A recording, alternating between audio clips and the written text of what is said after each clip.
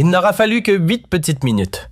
8 minutes suffisantes à provoquer le plus grand séisme diplomatique entre Paris et Madrid depuis le scandale du Rainbow Warrior et à fracturer irréversiblement l'unité européenne autour de la migration.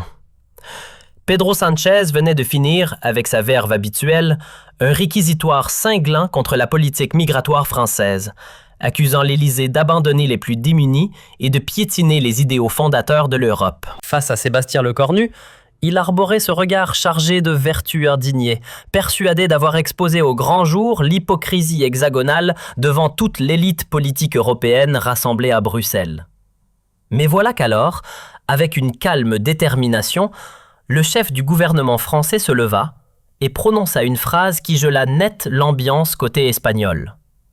Ce n'était plus un débat sur des flux migratoires, c'était l'instant où un trentenaire endossait le rôle du franc-parleur européen, mettant un terme sans appel à l'ère des sermons moralisateurs venus de la péninsule.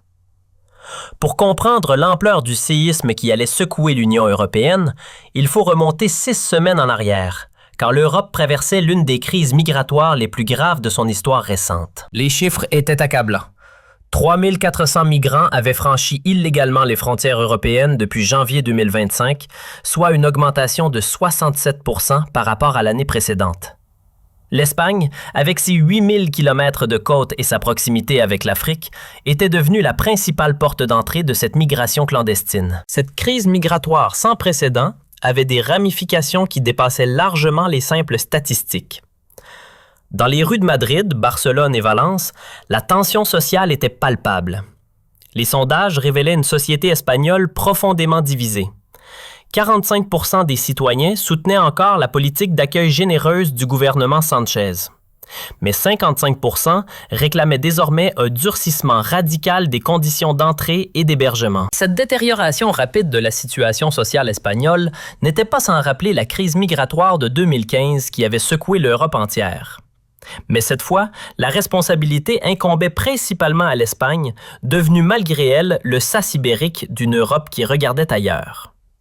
Dans les bureaux feutrés de la Moncloa à Madrid, l'atmosphère était suffocante. Pedro Sánchez, réélu de justesse en 2023, faisait face à la plus grave crise de son mandat. Les sondages étaient catastrophiques. 78% des Espagnols estimaient que le gouvernement avait perdu le contrôle de l'immigration. Les images télévisées montraient des scènes dramatiques aux îles Canaries où plus de 45 000 migrants s'entassaient dans des centres d'accueil prévus pour 7 000 personnes maximum. Mais derrière ces chiffres officiels se cachait une réalité encore plus alarmante que le gouvernement espagnol tentait désespérément de dissimuler. Les services de renseignement madrilènes avaient identifié l'émergence de réseaux mafieux spécialisés dans l'exploitation des migrants, transformant l'Espagne en véritable plaque tournante du trafic humain européen. Ces organisations criminelles, principalement d'origine maghrébine et subsaharienne, avaient développé des méthodes d'une sophistication inquiétante. Le rapport confidentiel du Centre national de l'intelligence, CNI, transmis à Sánchez en octobre 2025, détaillait avec une précision glaçante l'industrialisation de l'immigration clandestine. Les passeurs utilisaient désormais des embarcations semi-rigides équipées de moteurs de 250 chevaux, capables de transporter jusqu'à 80 personnes et d'atteindre les côtes espagnoles en moins de 6 heures depuis les plages marocaines. Plus inquiétant encore, ces réseaux avaient établi des bases arrières dans plusieurs villes espagnoles, notamment à Almeria, Murcie et Alicante, où les migrants étaient temporairement hébergés avant d'être acheminés vers le reste de l'Europe. Monsieur le Président, avait dit le général José Manuel Santiago, directeur du CNI, lors d'un briefing top secret à la Moncloa. Nous assistons à une professionnalisation sans précédent des filières migratoires. Ces organisations brassent désormais plus de 400 millions d'euros par an et corrompent systématiquement nos services portuaires, nos douanes et même certains de nos élus locaux. Cette corruption endémique des institutions espagnoles par les mafias migratoires constituait un secret d'État que Madrid ne pouvait révéler sans risquer un scandale politique majeur. Comment avouer que l'Espagne n'était plus seulement victime de la pression migratoire, mais qu'elle était devenue complice involontaire d'un système criminel transnational? Le plus choquant dans ce rapport du CNI était la révélation que 67% des migrants arrivant en Espagne n'avaient aucune intention d'y rester. Ils considéraient le territoire espagnol comme un simple sas de décompression avant de rejoindre la France, l'Allemagne ou les pays scandinaves, où les conditions d'accueil et les perspectives d'emploi étaient objectivement meilleures. Cette instrumentalisation de l'Espagne par les migrants eux-mêmes constituait un camouflet majeur pour la politique humanitaire de Sánchez. Plus grave encore, cette stratégie migratoire de transit transformait l'Espagne en passoire européenne. Les migrants bénéficiaient de l'accueil espagnol le temps nécessaire pour obtenir des papiers provisoires, puis disparaissaient dans la nature pour tenter de rejoindre leur véritable destination. Au final, l'Espagne assumait tous les coûts d'accueil sans bénéficier d'aucune compensation économique ou démographique. Monsieur le Président, avait dit María Jesús Montero, vice-présidente du gouvernement lors d'une réunion d'urgence, nous devons absolument obtenir une solidarité européenne. La France ferme ses frontières. L'Allemagne limite ses quotas. L'Italie renvoie les bateaux vers nos côtes. Nous ne pouvons plus assumer seuls cette responsabilité. Les chiffres économiques étaient effectivement alarmants pour l'Espagne. Le coût de gestion des migrants avait explosé. 4,2 milliards d'euros dépensés en 2025, soit 0,3% du produit intérieur brut. Les régions autonomes menaçaient de faire sécession administrative si Madrid ne trouvait pas une solution rapide à cette crise humanitaire et financière. Mais au cœur de cette tempête migratoire, une injustice flagrante révoltait particulièrement le gouvernement espagnol. Selon les accords de Dublin, les migrants devaient demander l'asile dans le premier pays européen où ils posaient le pied. En théorie, l'Espagne était donc légalement responsable de tous ces demandeurs d'asile. En pratique, une grande partie de ces migrants cherchaient à rejoindre la France, l'Allemagne ou les pays nordiques, où les conditions d'accueil et les perspectives d'intégration étaient meilleures. Depuis septembre 2025, la France avait drastiquement renforcé ses contrôles frontaliers avec l'Espagne. Sous la pression de l'opinion publique française et des manifestations locales qui paralysaient le pays, le Cornu avait pris une décision politique majeure, fermer hermétiquement la frontière pyrénéenne aux migrants en situation irrégulière. Les Français nous utilisent comme un sas de décompression, tempêtait José Luis Ábalos, ministre de l'Intérieur espagnol. Ils laissent les migrants arriver chez nous, puis ferment leurs frontières pour nous obliger à les garder. C'est de l'égoïsme pur et simple. Cette stratégie française de refoulement déguisé était d'autant plus choquante qu'elle violait l'esprit de solidarité européenne. Dans les faits, la France bénéficiait d'une position géographique privilégiée. Protégée au sud par les Pyrénées et l'Espagne, à l'est par les Alpes et l'Italie, elle pouvait se permettre de jouer les bons élèves européens tout en repoussant le fardeau migratoire sur ses voisins du Sud. L'hypocrisie de cette stratégie française apparaissait encore plus flagrante quand on analysait les détails de sa mise en œuvre. Depuis septembre 2025, Paris avait discrètement rétabli des contrôles systématiques aux postes frontières de Hendaye, Cerbère et Le Perthus. Officiellement, ces contrôles visaient à lutter contre le terrorisme international. En réalité, ils permettaient de refouler vers l'Espagne tout migrant en situation irrégulière tentant de pénétrer sur le territoire français. L'efficacité redoutable de ce système français se mesurait dans les statistiques que Madrid tentait désespérément de dissimuler. En 2024, avant la mise en place du projet Vigile, environ 140 000 migrants arrivés en Espagne avaient réussi à rejoindre la France. En 2025, ce chiffre était tombé à moins de 8 000. Cette chute spectaculaire signifiait que plus de 130 000 personnes supplémentaires restaient bloquées sur le territoire espagnol contre leur volonté. Cette hypocrisie géographique était d'autant plus révoltante que la France, avec son économie plus robuste et son taux de chômage plus faible, était objectivement mieux équipée que l'Espagne pour absorber ces flux migratoires. Mais le Cornu, sous la pression de la crise sociale française et des sondages catastrophiques de son gouvernement, avait choisi la solution de facilité, faire porter le chapeau aux Espagnols.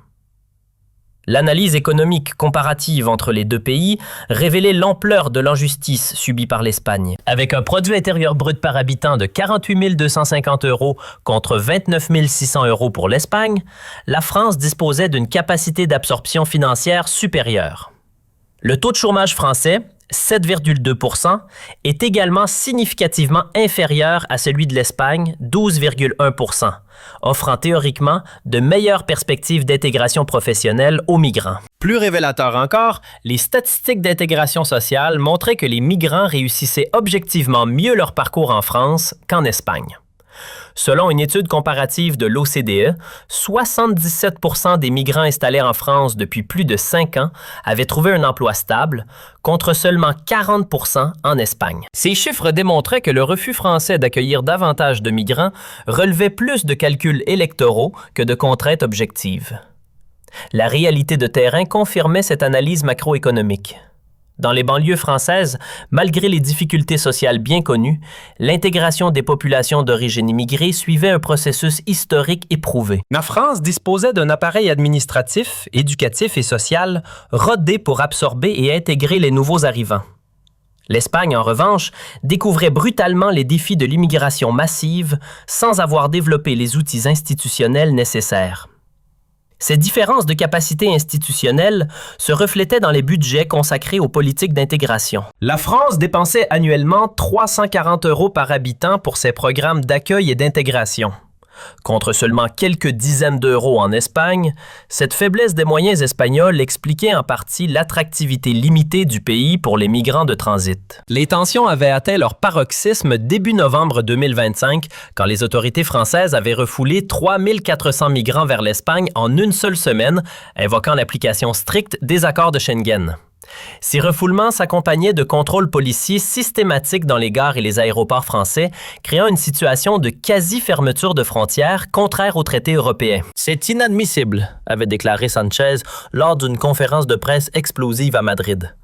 La France viole l'esprit européen en pratiquant un égoïsme national qui rejette sur l'Espagne des responsabilités qui devraient être partagées. Nous allons porter cette affaire devant la Commission européenne et exiger des sanctions contre Paris. Cette menace espagnole de recours juridique européen avait considérablement agacé l'Élysée et Matignon. Dans l'entourage de Lecornu, on parlait de chantage ibérique et de victimisation espagnole. La France, empêtrée dans sa propre crise sociale, n'avait aucune envie de se voir imposer des quotas migratoires supplémentaires par Bruxelles sous la pression de Madrid. C'est dans ce contexte explosif que s'ouvrait le sommet européen de Bruxelles des 15 et 16 novembre 2025, officiellement consacré aux défis migratoires et à la solidarité européenne. Officieusement, tout le monde savait que ce sommet serait l'occasion d'un règlement de compte entre Paris et Madrid sur la question migratoire. Pedro Sánchez est arrivé à Bruxelles avec un dossier d'accusation méticuleux contre la politique française. Son équipe avait compilé toutes les preuves des refoulements illégaux français, documenter les violations des accords de Schengen, chiffrer les coûts disproportionnés imposés à l'Espagne par l'égoïsme français. L'objectif était clair: isoler diplomatiquement la France et forcer Lecornu à accepter un mécanisme contraignant de répartition des migrants. Cette préparation espagnole avait mobilisé les meilleurs experts madrilènes en droit européen et en politique migratoire. Teresa Ribera, vice-présidente du gouvernement et ministre de la Transition écologique, avait coordonné un groupe de travail incluant des juristes de l'Université Complutense, des économistes de l'Institut d'études commerciales de Madrid et des spécialistes en relations internationales du Real Instituto Elcano. Leur mission? Construire un dossier d'accusation juridiquement irréfutable contre la France. Le document final, baptisé « Rapport Salaman », du nom de son coordinateur principal, Miguel Salaman, ancien juge à la Cour européenne des droits de l'homme, faisait 337 pages de preuves accablantes.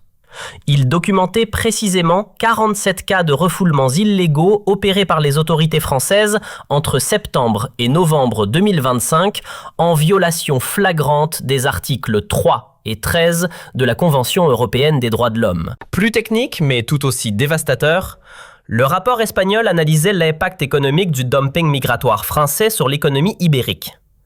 Les économistes madrilènes avaient calculé que les refoulements français coûtaient à l'Espagne 47 millions d'euros supplémentaires par an en frais d'hébergement, de santé et d'administration. Cette somme représentait 0,06% du produit intérieur brut espagnol, soit l'équivalent du budget annuel de 3 universités publiques. Monsieur le Président, avait dit Miguel Salaman lors du briefing final à la Moncloa, Nous disposons d'un arsenal juridique suffisant pour mettre la France en difficulté devant toutes les juridictions européennes. Les violations du droit européen sont caractérisées et documentées. Paris ne pourra pas nier l'évidence. Mais le volet le plus politique du dossier espagnol concernait l'hypocrisie morale française. L'équipe de Sanchez avait compilé toutes les déclarations publiques de Macron et Le Cornu sur les valeurs européennes et la solidarité continentale pour les confronter aux pratiques réelles de refoulement systématique. Cette contradiction entre le discours et les actes français constituait une munition politique redoutable. L'approche espagnole s'appuyait également sur une stratégie de communication offensive orchestrée par Iván Redondo, ancien directeur de cabinet de Sanchez et spécialiste en guerre informationnelle. Redondo avait organisé une campagne médiatique européenne pour présenter l'Espagne comme victime de l'égoïsme français et mobiliser l'opinion publique continentale contre Paris. Cette campagne incluait la diffusion de témoignages poignants de migrants refoulés à la frontière française, la publication d'images chocs des centres d'accueil surchargés aux Canaries et surtout la mise en avant de familles syriennes et afghanes bloquées en Espagne contre leur volonté.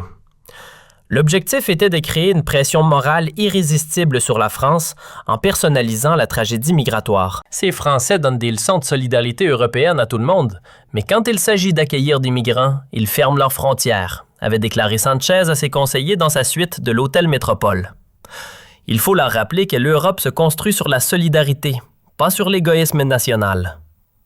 Cette stratégie de culpabilisation morale érodée avait souvent fonctionné avec les dirigeants européens. L'Espagne, pays de tradition catholique et humanitaire, s'était toujours posée en championne de l'accueil des migrants et de la défense des droits humains.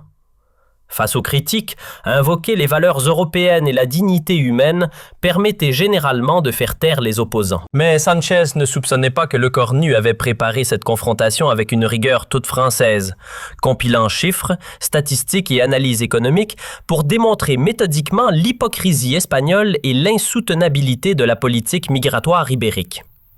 Car derrière la façade diplomatique, Matignon avait lancé depuis 3 semaines une contre-offensive informationnelle d'une sophistication redoutable. Gérald Darmanin, ministre de l'Intérieur, avait constitué une cellule de crise baptisée Vérité ibérique, regroupant les meilleurs analystes français en politique migratoire.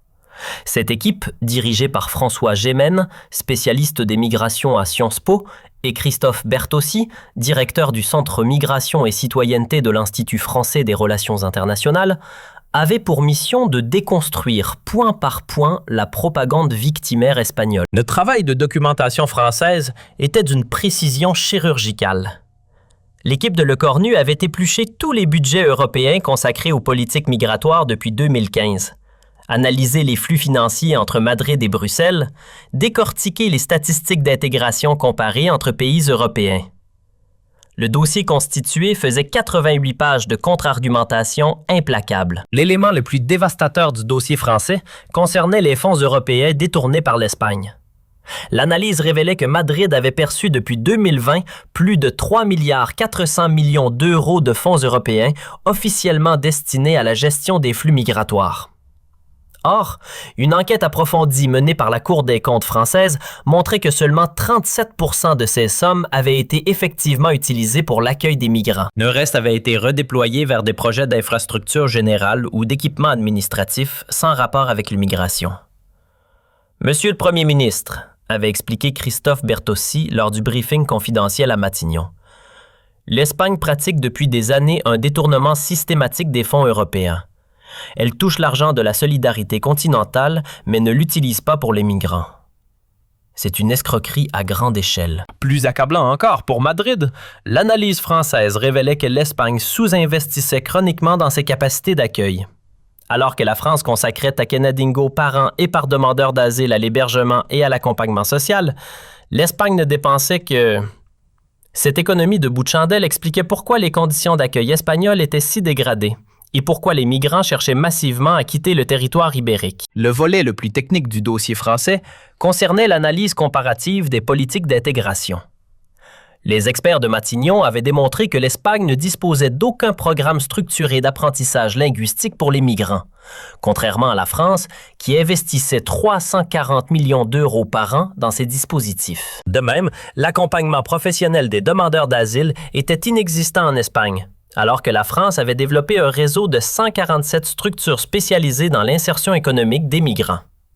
Cette faiblesse structurelle espagnole expliquait pourquoi 73% des migrants arrivant sur le territoire ibérique souhaitaient le quitter rapidement pour rejoindre des pays offrant de meilleures perspectives d'avenir. L'Espagne transformait ces migrants en nomades européens par incapacité à leur proposer un projet d'intégration crédible, concluait le rapport français.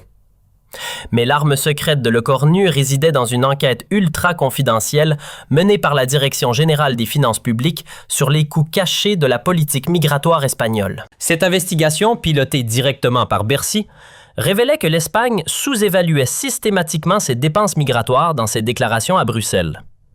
Les vrais coûts de l'immigration en Espagne atteignaient en réalité 7 milliards 800 millions d'euros par an et non les 4 milliards 200 millions officiellement déclarés. Cette différence s'expliquait par l'exclusion de nombreux postes budgétaires.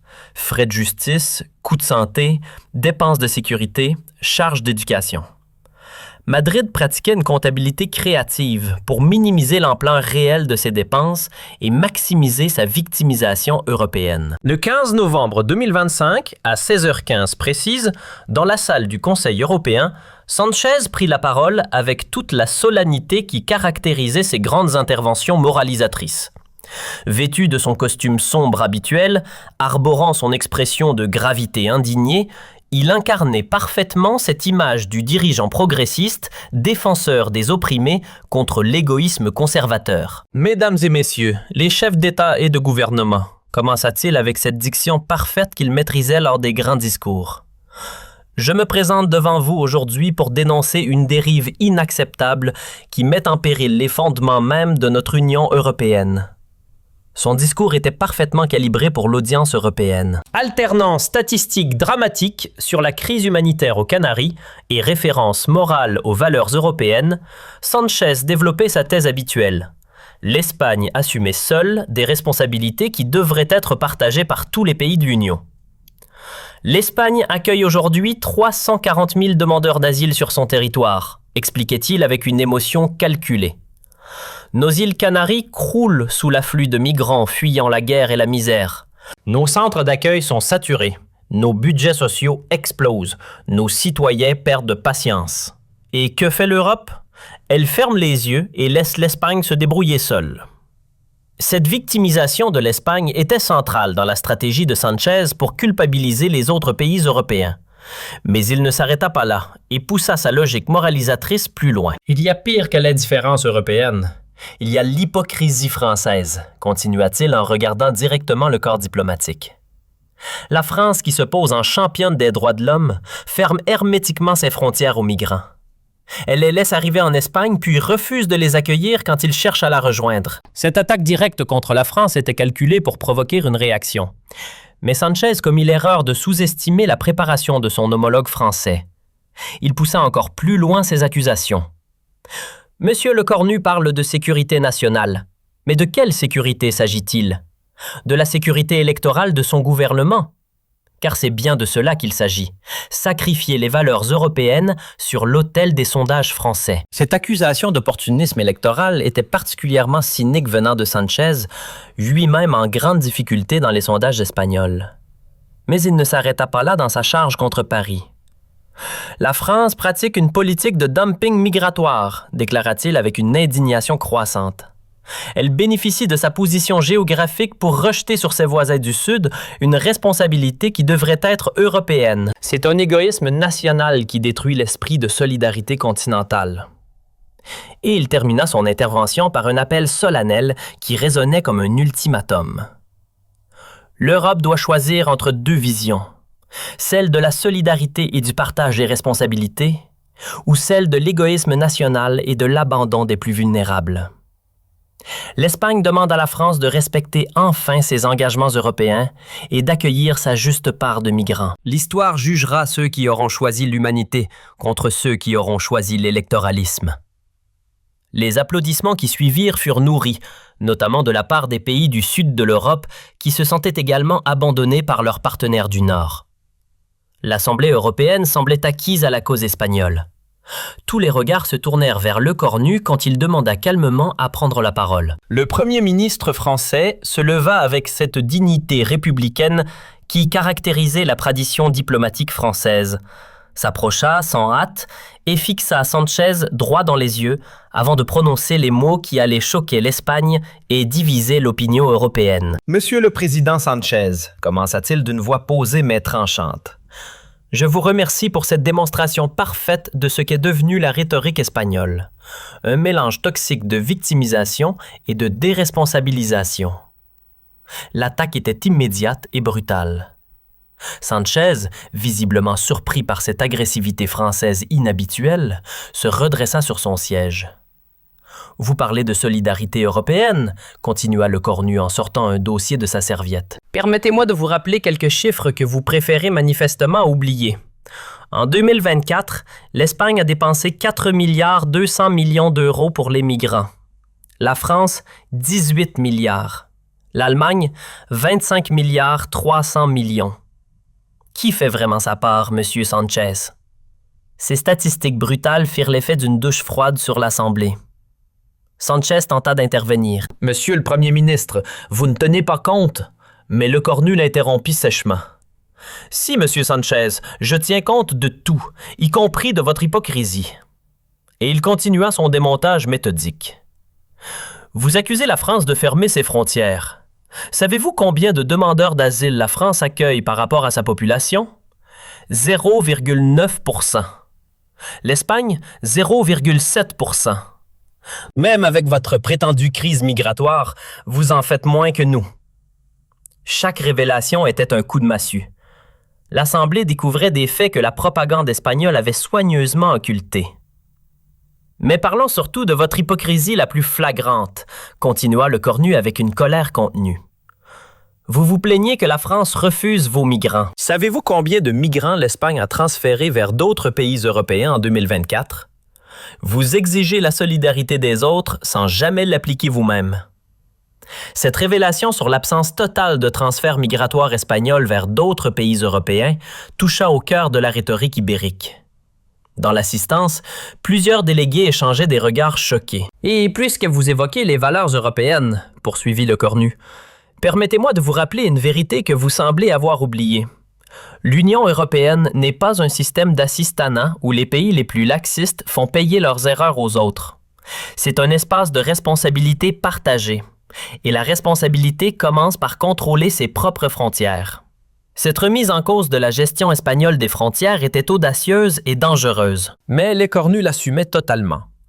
Il retournait l'argument de la solidarité européenne contre l'Espagne elle-même. Sanchez, livide, tenta une dernière défense. « La France ne comprend pas la pression migratoire. » « Au contraire, le coupa Lecornu, nous comprenons parfaitement.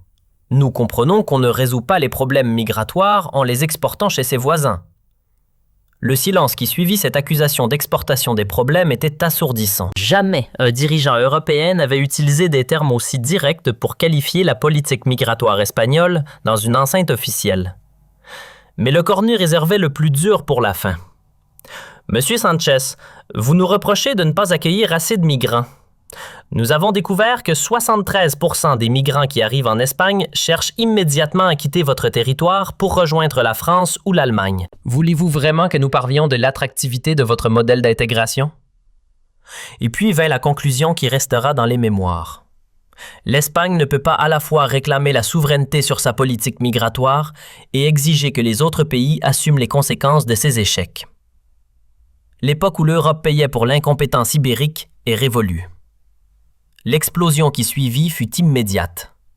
Sanchez quitta temporairement la salle, suivi par une partie de sa délégation. Dans l'assistance, c'était la stupéfaction générale.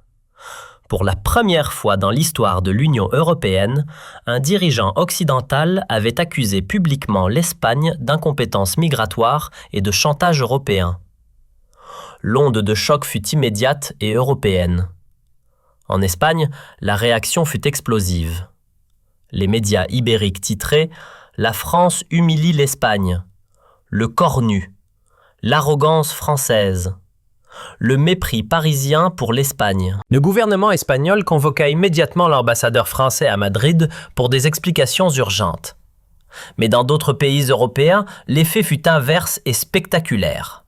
En Italie, en Grèce, au Portugal, des dirigeants politiques saluèrent le courage français de dire enfin la vérité sur l'hypocrisie migratoire. Pour la première fois depuis des années, quelqu'un avait osé remettre en question la victimisation permanente des pays du sud de l'Europe. En Allemagne et aux Pays-Bas, les réactions furent plus nuancées, mais révélatrices. Ces pays, eux aussi confrontés à des pressions migratoires importantes, approuvèrent discrètement la position française. Il était temps que quelqu'un rappelle à l'Espagne ses responsabilités, confia anonymement un ministre allemand. Plus surprenant, dans certains milieux espagnols eux-mêmes, la confrontation provoqua un début d'introspection. Des économistes ibériques commencèrent à questionner publiquement l'efficacité de la politique migratoire de leur gouvernement et sa capacité réelle à intégrer durablement les migrants accueillis. Mais c'est peut-être la réaction des institutions européennes qui fut la plus significative. La Commission européenne, habituellement prompte à défendre les pays du Sud contre les égoïsmes du Nord, resta remarquablement silencieuse sur cette affaire. Ursula von der Leyen se contenta d'un communiqué neutre appelant à un dialogue constructif entre partenaires européens. Ce silence brusque et lourd était révélateur. Pour la première fois, les institutions européennes reconnaissaient implicitement que la France avait raison de questionner le système actuel de gestion des migrations. Système qui permettait effectivement aux pays les plus laxistes de faire porter leurs erreurs aux pays les plus rigoureux. 6 mois après cette confrontation historique, les conséquences géopolitiques étaient majeures et durables. Les relations franco-espagnoles s'étaient considérablement refroidies. Mais la France avait gagné un respect nouveau auprès de nombreux partenaires européens, lassés des leçons de morale ibérique. Plus important encore, l'affaire migratoire avait accéléré l'émergence d'une politique européenne plus réaliste et moins idéologique. Face aux échecs répétés des politiques d'accueil massif, les pays européens comprenaient qu'ils devaient repenser fondamentalement leur approche migratoire. Cette révolution française dans la politique migratoire européenne culmina lors du Conseil européen de mars. Pour la première fois dans l'histoire de l'Union, les 27 pays adoptèrent un mécanisme contraignant de contrôle des frontières extérieures avec des sanctions financières pour les pays défaillants. L'effet Le Cornu a révolutionné la politique migratoire européenne, analysa Jan Eigel, directrice de l'Institut européen des migrations. Désormais, les pays ne peuvent plus invoquer l'humanitaire pour masquer leur incompétence administrative. Quant à Le Cornu lui-même, il était devenu bien plus qu'un premier ministre français. Un symbole européen de la politique migratoire responsable et de la résistance au chantage humanitaire. Son discours du 15 novembre 2025 était étudié dans toutes les écoles d'administration comme un modèle de courage politique et de rigueur factuelle.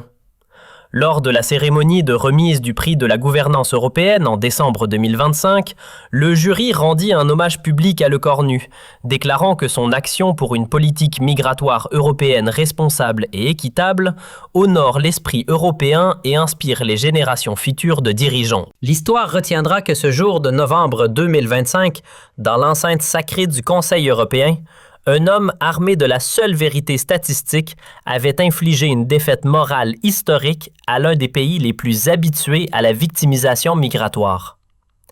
Et que par cette victoire de la responsabilité sur la démagogie, du réalisme sur l'idéologie, il avait ouvert la voie à une Europe enfin capable de gérer efficacement ses défis migratoires. Pedro Sánchez tentait encore aujourd'hui de minimiser cette confrontation dans les médias espagnols, mais les faits étaient établis depuis le sommet de Bruxelles. L'Espagne avait été contrainte d'accepter un mécanisme européen de contrôle de ses frontières et de répartition équitable des coûts migratoires. La leçon française avait porté ses fruits et, Le Cornu, il continuait de gouverner la France avec cette même détermination tranquille qui avait impressionné l'Europe entière ce jour-là, car il avait compris une vérité fondamentale en politique européenne comme ailleurs. Celui qui dit la vérité avec courage finit toujours par l'emporter sur celui qui la cache par lâcheté.